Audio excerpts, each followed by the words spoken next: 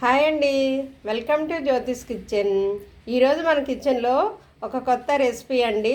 కొత్త అంటే మీకు కొత్త ఏమో, మాకైతే మేము చాలా సంవత్సరాల నుండే చేసుకుంటున్నాము. పాలక్ రైస్ అండి, పాలకూరతో పులావ్ అనమాట.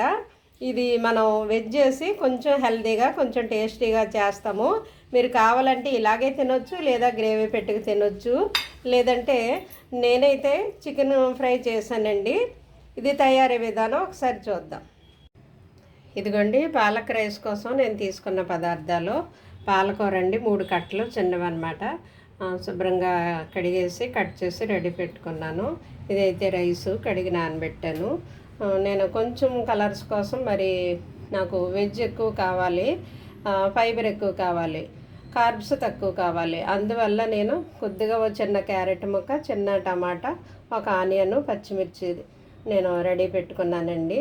ఇవి కూడా నేను వేస్తున్నాను. కాబూలి శనగలు రాత్రి అంతా నానబెట్టి ఉంచాను అనమాట. ఇవైతే పచ్చి బఠానీ, అందువల్ల నానబెట్టక్కర్లేదు, పచ్చివే. కొద్దిగా మసాలా, చిన్న చెక్క, 2-3 లవంగాలు, 2 యాలక్కాయలు అలా తీసుకున్నాను, కొద్దిగా ఫ్లేవర్ కోసం అనమాట. ఈ వెజిటబుల్స్ నేను కావాలని వేసుకుంటున్నాను. టమాటా, క్యారెట్ మీకు అవసరం లేకపోతే దీన్ని మీరు స్కిప్ చేయొచ్చు. అలాగే ఇవి కూడా శనగలు కానీ బఠానీ కానీ మీకు అవసరం లేదు, ఇష్టం లేదు అనుకుంటే స్కిప్ చేయండి, మానేయండి. మిగతా వేసుకుని సేమ్ యాజ్ ఇట్ ఈస్గా ఇలాగే చేసుకోవచ్చు. ఇప్పుడు మనం వంట స్టార్ట్ చేద్దాం. ఇదిగోండి, స్టవ్ ఆన్ చేసి నేను ఇది పెట్టుకున్నాను, డిష్ పెట్టుకున్నాను. చిన్న కుక్కర్ అనమాట, మీరు మామూలుగా అయినా వండొచ్చు. అయితే నేను ఆయిల్కి బదులు నెయ్యి వేస్తున్నానండి. ఇదిగో 2 స్పూన్లు నెయ్యి వేసాను. నెయ్యి హీట్ అయిన వెంటనే ఫస్ట్ మసాలాలు వేద్దామండి. మసాలాలు కొంచెం వేడెక్కిన తర్వాత మనం ఆనియన్ ఇవన్నీ వేసేద్దాం. ముందు డైరెక్ట్ మసాలాలు వేసాం కదా, అవి పేలుతాయండి, అందువల్ల చూసుకోండి. వెంటనే ఉల్లిపాయలు వేసేయండి, అప్పుడు పేలకుండా ఉంటాయి అన్నమాట.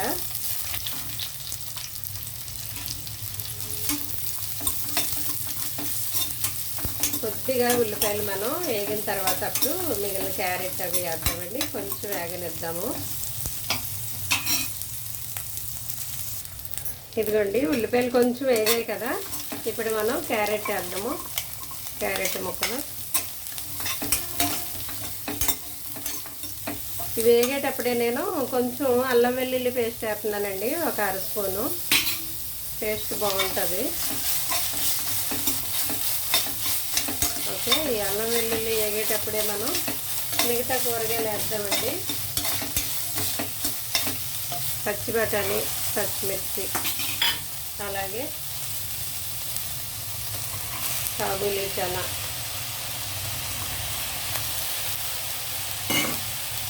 అలాగే టమాటా కూడా వేస్తాం.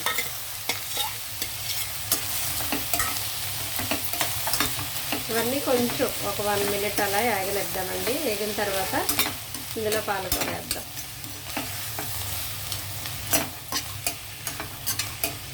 కొద్దిగా వేగనిద్దాం, అలాగా కొంచెం మగ్గితే అప్పుడు పాలకూర వేద్దామండి. ఇదిగోండి, కొంచెం మగ్గింది. అయితే ఇప్పుడు మనం ఇందులో కొంచెం రైస్కి సరిపడా సాల్ట్ వేసేద్దాము. పాలకూరలో ఉప్పు ఉంటుందండి, సహజంగానే ఉప్పుగా ఉంటుంది పాలకూర, అందువల్ల ఉప్పు తగ్గించేసుకోవాలి. నేను ఒక 1/2 స్పూన్ వేస్తున్నాను.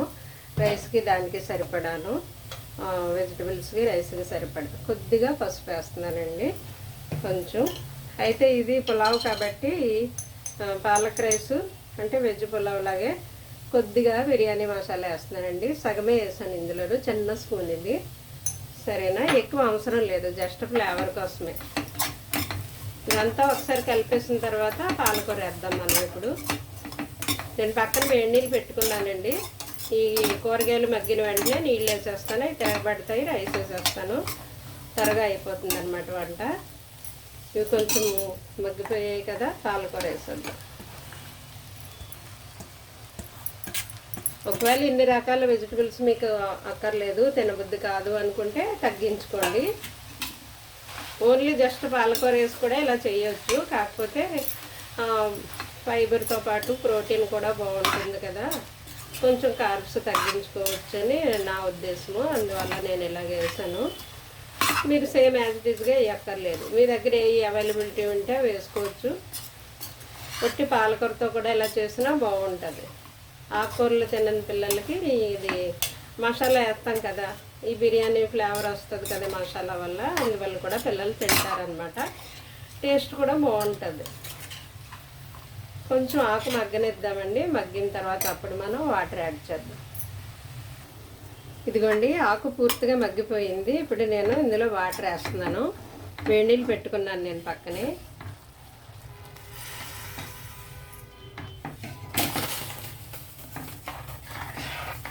కొంచెం ఈ నీళ్లు తిరగబడిన తర్వాత మనం రైసు వేసేయడమేనండి.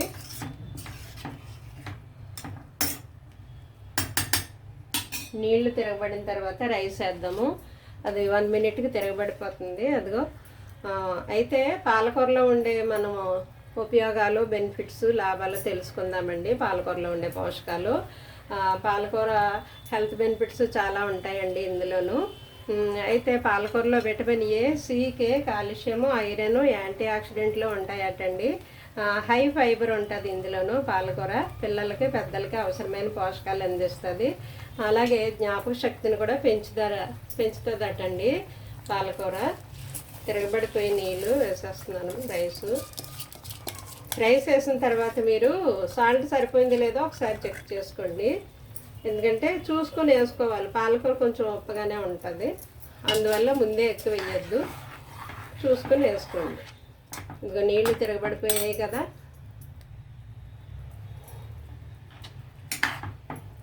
కొంచెం ఒక 5 మినిట్స్ అలాగా మీడియంలో ఉంచుదామండి. ఇది కొంచెం నీళ్ళు ఎగిరి దగ్గర పడే వరకును 5 మినిట్స్ మీడియంలో ఉంచి తర్వాత వాటర్ అంతా అయిపోయింది అనుకున్నప్పుడు మనం సిమ్ చేద్దాం. ఇదిగోండి ఈ స్టేజ్కి వచ్చిన తర్వాత మనం సిమ్లో పెట్టేయాలన్నమాట. ఓకేనా?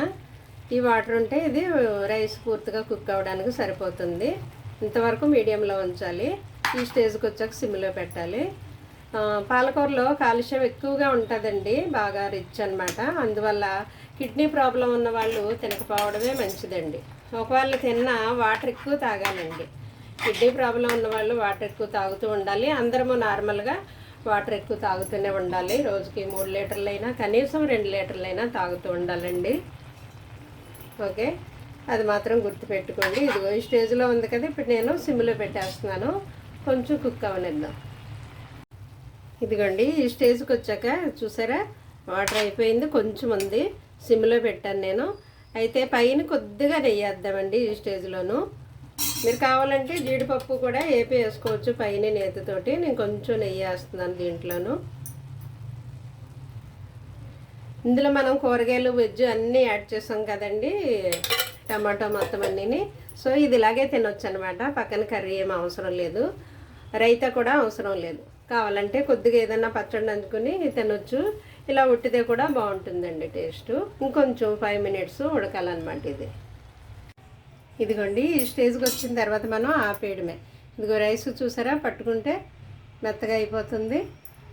అయితే ఇందులో మీరు ఇలాగ స్పూన్ పెట్టి చూడండి, అడుగునేమీ లేదు వాటరు. సో అయిపోయిందనమాట. ఈ స్టేజ్కి వచ్చినప్పుడు మనం ఆపేసుకోవడమేనండి. ఇది ఇలాగే తినొచ్చు అనమాట. రైతా కర్రీ ఏమీ అక్కర్లేదు, గ్రేవీ. ఓకేనా? నేను ఇప్పుడు ఆపేస్తాను. ఇది ప్లేట్లో పెట్టుకుందామండి. ఇదిగోండి ఫైనల్గా మన పాలక్ రైస్ రెడీ అయిపోయింది. ఎంతో హెల్దీ అండ్ టేస్టీ పాలకూర పులావ్ రెడీ అయిపోయింది. నేనైతే దీంట్లోకి చికెన్ ఫ్రై చేశాను. మరి మీరైతే మీకు నచ్చిన గ్రేవీ పెట్టుకోవచ్చు, లేదా ఇలాగే తినొచ్చు. దీంట్లోకి కర్రీ లేకపోయినా రైతా లేకపోయినా బాగానే ఉంటుంది. మరి నేనైతే మా వాళ్ళు అడిగారనేసి చికెన్ చేశాను. మీకు నచ్చిన గ్రేవీతో మీరు తినొచ్చు అనమాట. Very tasty and healthy. Okay అండి, థ్యాంక్ యూ.